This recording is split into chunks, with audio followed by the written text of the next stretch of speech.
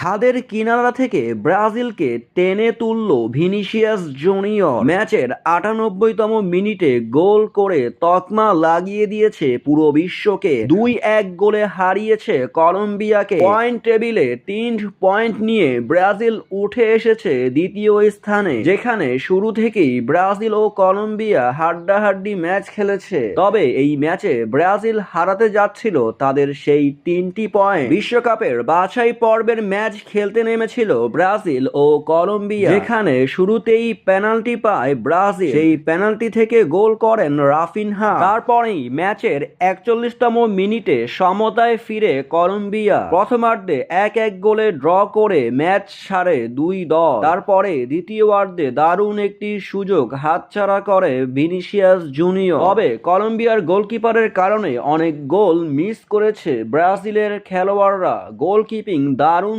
দেখিয়েছেন কলম্বিয়ার গোলকিপার। একে একে অনেক গোল ঠেকাতে তিনি সফল হয়েছেন। শেষ মুহূর্তে দারুণ একটি গোল করে ব্রাজিলকে জয় এনে দেন ভিনি। এই জয়ের মাধ্যমে ব্রাজিল পয়েন্ট টেবিলে ১ লাফ দিয়ে দ্বিতীয় স্থান দখল করে নেয়।